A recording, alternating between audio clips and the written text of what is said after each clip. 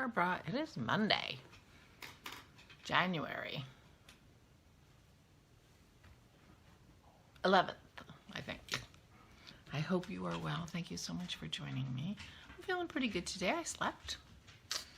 It's cloudy, but not windy outside, and I have my girls with me. Dennis has his tea, so everyone is happy. I have my coffee.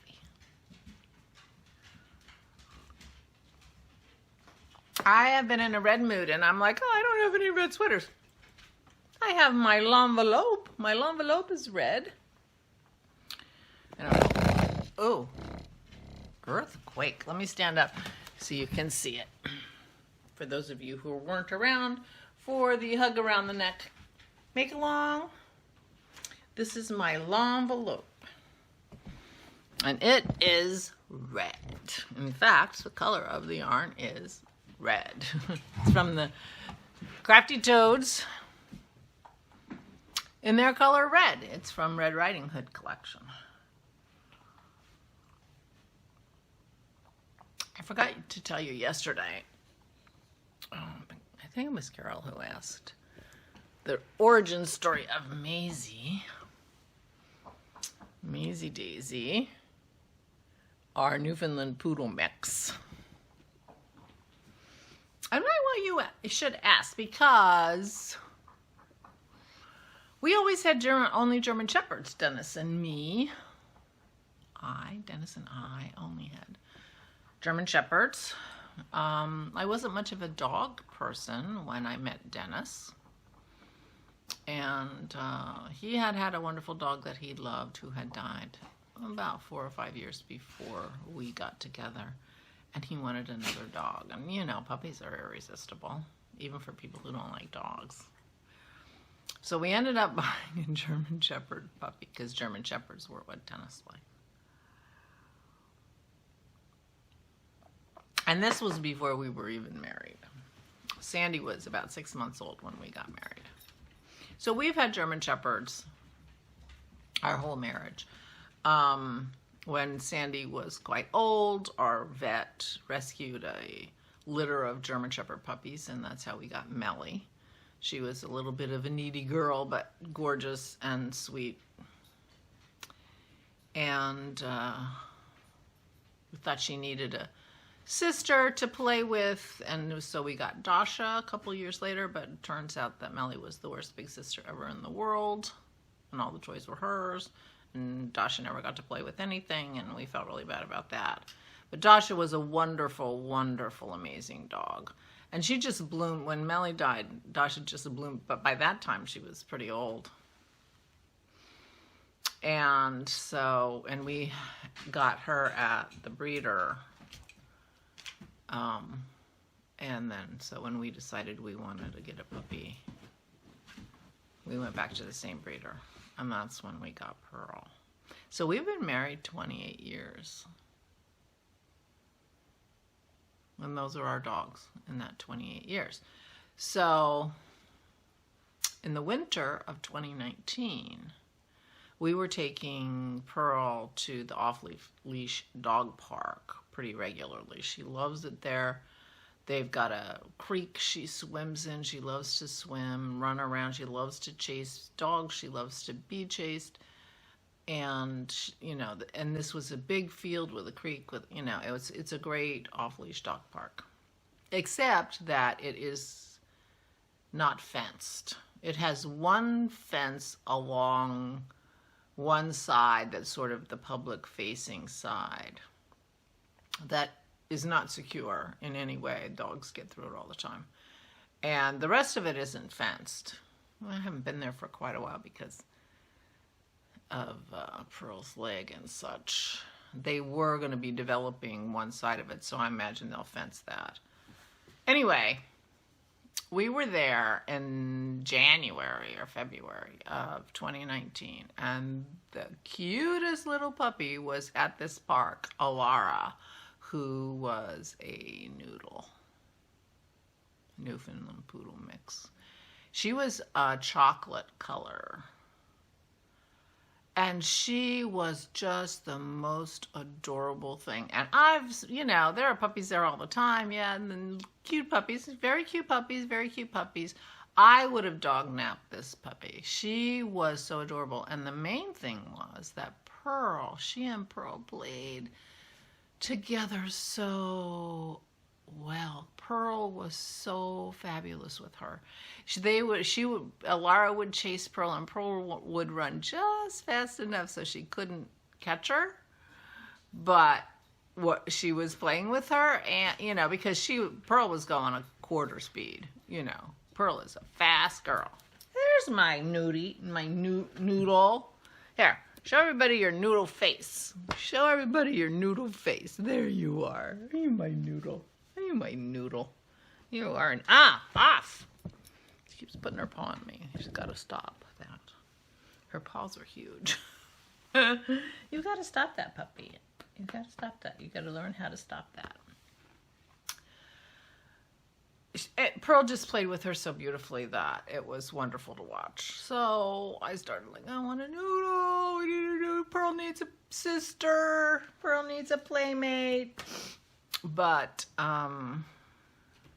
yeah, so that was in the winter of 2019.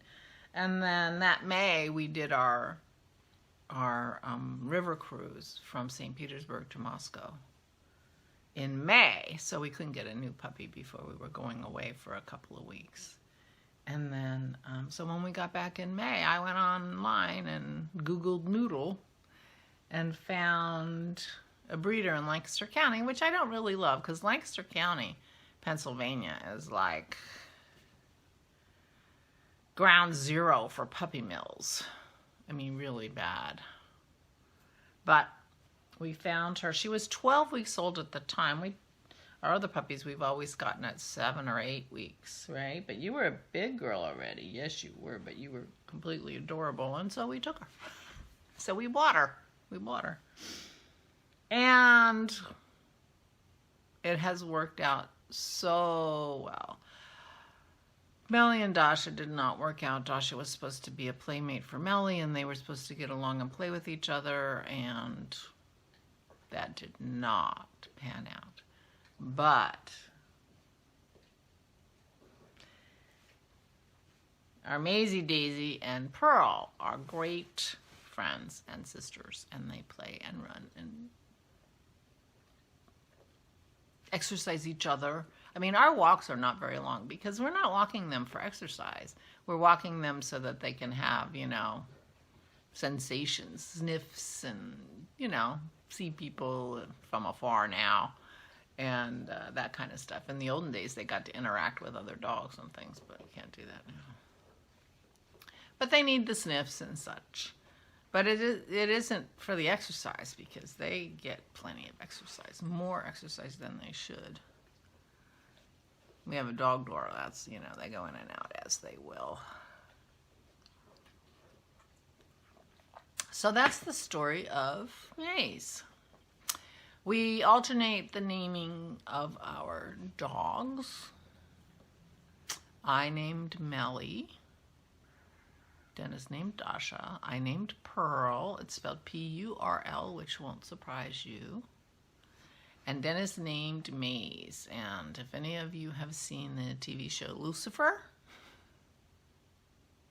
Lucifer's sidekick is the coolest kick-ass demon you ever saw, named Mazikeen, and her nickname is Maze. So I do say that, you know, you name your dog after a demon and, you know, you get what you deserve. Or you deserve what you get. Let's hope we don't get what we deserve. Let's hope we just deserve what we get. Anyway, that's my Maisie. So there you go. We were going for, Dennis has always really liked Newfoundlands. And quite a few years ago now, I was in, 15, 16 years ago, because it was around my birthday when I turned 50. we had a girls' weekend in Connecticut, and we went to the Mystic Seaport, and they had a museum there, and they had a special temporary exhibit about sea dogs, and they talked about Newfoundlands. Now, Newfoundlands are a working dog, and their job is to take things out of the sea, rescue seamen that fall overboard, and rescue packages or, you know, whatever, crates or things like that, but mainly people who are in the North Atlantic. And it's very instinctual for them. Someone was telling a story about, you know, they and their newfie were walking in the park, and somebody started floundering around in the creek next to them and, you know, acting like they were in jeopardy, and their dog tore off the leash and went and rescued the person in the creek. So it is, you know, they're a working dog. And so they're a very drooly dog, which I'll tell you the truth, I'm not that interested in the drool. And but they drool because their mouths are designed so that when they're swimming, and especially when they're swimming with something in their mouth, their flues are designed to make sure that the seawater goes out of their mouth. And that's, you know, why they're designed that way. But of course, drool acts the same way as the seawater and comes out of their mouth. So it makes perfect sense that they're drooly dogs. It's to keep them healthy when they're, you know, saving people in the North Atlantic. But we were not interested in a drooly dog, which is why, partly why, you know, Dennis might have been, you know, trying to talk me into a newfie rather than a noodle. But we wanted a designer dog. We wanted a Newfoundland that doesn't drool. So we got a non-drooly dog, and we got a wonderful dog. But we got a little bit of the worst of both worlds with the hair, because she sheds, and she has to be groomed. Yeah, so she's got hair and fur. I don't know how that works. But anyway, she's a really wonderful dog. And so there's Maze. There. Now you know the story of Maze. Maisie Daisy, but she's always Maisie these days. So, you know, you go from Mazikeen the demon to, you know, Maisie Daisy. I just realized I forgot my bookshelf. So I'm going to actually forget it. I thought I didn't forget it, but then I covered it up with stuff and didn't realize it was here. So Christy and I had our craft night last night and did our bookshelves. And I had a little bit of a tiny little epiphany that I wasn't enjoying stitching with the silk. I just wasn't really enjoying it. So I decided to, and I had made the decision, which I'm also a little bit regretting in terms of the, you know, color palette, that I was going to use all the colors were going to come from my Advent. So I went in and I switched out for the colors under 50 degrees. I switched out 3 silk colors for wool colors because I'm enjoying the wool a lot. And I have 6 colors under 50, and only one of them now is silk, the Saks color, which I had already done 2 books in, or 1 book in. So I switched them out. So this is what my library looks like right now. So this is Saks, which is a silk color. And then I had done the second book in mulberry, and I didn't remember that it was mulberry. And it wasn't like, I wasn't that thrilled with how it looked anyway. Color-wise, it was sort of a gray with a little tinge of purple. but it was silk. So I switched out mulberry, not realizing I had used it. So I was over here working on something else. I switched mulberry out. Not mulberry.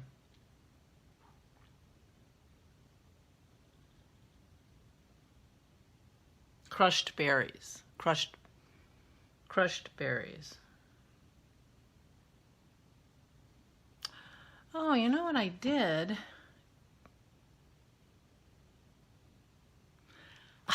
I messed up again. All right.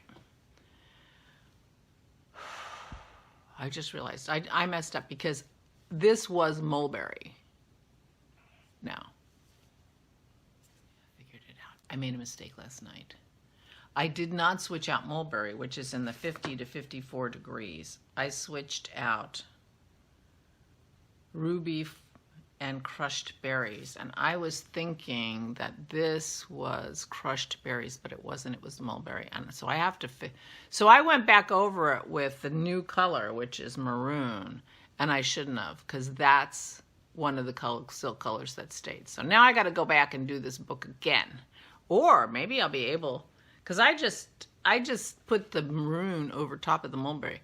What do you think my chances are that I can take that maroon off and the mulberry will still be okay? Pretty bad, right? So I'm going to have to do book 2 again for the 3rd time because I made a mistake. Because I thought I had switched out its color and I hadn't. Okay, so this was supposed to be crushed berries, but crushed berries was silk and I switched it out for maroon. And then this is the light teal, which was always going to be that color because it was already wool. And then this is Sax, which is silk, and then the other 2 are the maroon. So this book is wrong. I have to fix it and put it back to mulberry, which is a silk. But you can see, if I hold it still, I did different. This is a chain stitch. This is a satin stitch. This one you can't really tell, but it's a long and short stitch. So I did several different kinds of stitches on my books. And I like how it looks. And now I'm mad at myself for not paying closer attention. Well, you know, I'm talking and I'm like, I'm making all these changes. And now I got to go back and redo that book again for the 3rd time. Unless I can get that maroon off. If I could find my seam ripper, I might be able to do it. But I find that hard to believe. Pretty sure when I start taking that maroon off, I'm also going to be taking the mulberry. But it'll be okay. It won't take very long. It's a long, skinny book. But this is my book so far. I had to keep working on it after Christy had to go. She finished her books and then she had work to do, so she had to go. And I had to keep working on it because I'm slower. But I did go to Michael's yesterday and I bought a new hoop. So I got a bigger hoop so more of my books show in one fell swoop. And I'll practice some more before I start working on the shelf itself. And on Christy's advice, I only switched out the cold colors for the wool because by her thinking, and I'm hoping she's right, by the time it starts to warm up, I might be better at embroidery and feel more comfortable using silk. And then I'll have a nice variety. But I'm really tickled with my bookshelf. I'm really mad at myself that I went over that book without. I should have waited, and you know. But we do our stitching from 9 to 11 my time. So whatever. So next time I work on my book, I got to go back and make that little skinny book mulberry, which will be nice because right now I only have 3 colors. When I put that mulberry back, I'll have 4 colors in my 10 books. And now I got to start thinking about embellishments and outlining because I'm going to be doing that. So I'm very happy with my book. I will put a link down below. Anybody who is still thinking they might want to do this, it's not too late. I only had 2 books and I'm going to have to redo one of them again now. So it goes pretty fast. And that was fun. I can't believe I did that though. Oh well, you can fix it. You can fix it. So that is my book library, my temperature library. So I can always change things. And, I told Christy I was maybe not as thrilled with my idea to only use my Advents, in terms of the color scheme. But I'm going to lay my colors out how they are now again and take a good look at them and see what I think. I keep stopping the camera, so now I have no idea how much I talked. I talked a lot about Maisie. All right, one more thing. I did work a little more on my new sweater. This is the back. This is the back neck and the back shoulders. So I have gotten this far. I need to put a little more length on this to before I start doing the arches or something. I don't know. It's an unusual construction, which from looking at the picture, which I will show you. So I have to pay attention in the beginning before I can start just knitting. So this, I've just done this part of the back. And and the next thing I get to is the arches in the back. So there's an arch in the back and an arch in the front. So so I've got a lot to go before I can just do some mindless knitting, because it is an interesting construction. And that's okay, because I'm feeling like it's okay. Oh, I'm so annoyed about that book.